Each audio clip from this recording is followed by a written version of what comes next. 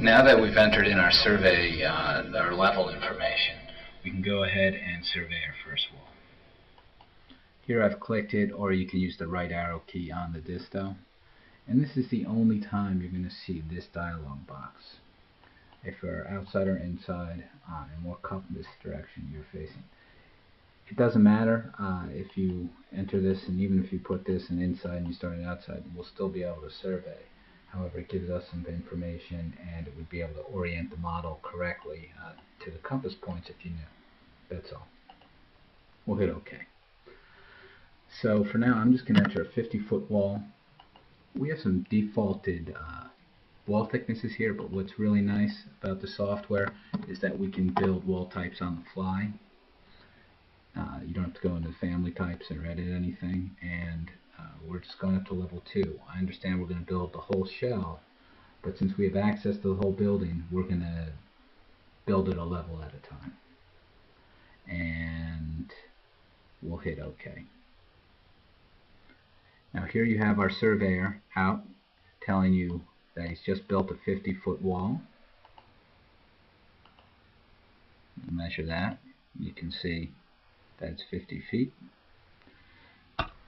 And also I'm going to put a detail line in here just to show you something, because this is the base point that currently the surveyor knows. So anything from this point going in this direction will be the distance we're looking for. You can measure counterclockwise as well, but for right now he's measuring clockwise around the exterior of the building.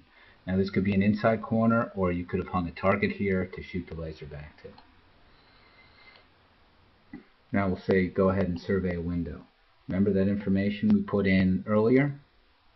Z-axis information, 2-foot sill height, 10-foot height, it's already there. And we'll say it is 10 feet from the edge, and it is a 8-foot window. And we'll hit OK. And we can put in another window. Again, all this information in these calls can be made directly from the disto, so you don't even have to interface with the computer to bring up these dialog boxes. Notice that the width we put in is defaulted from the last one, but we'll go ahead and put that in, let's say 35 feet. It's an interesting building. Another feature I'd like to put out is we can go to the survey door or anything else, and we'll say, you know what, this is centered on the wall. It's a double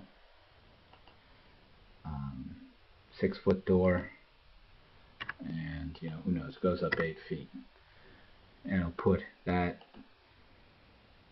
door right on the center line. And if we undo that, I'm just going to show you again, survey door, center line, 6 foot, 8 feet. It's a double. Sorry. Anytime you start a new object, it will these will be 0. You can put a different sill height in here, and when you say out, it just means the direction it is swinging from you, the surveyor. So out would be away from you, but in this case it's swinging in towards the surveyor or the side of the wall that he or she is on, and hit OK. And there's that wall.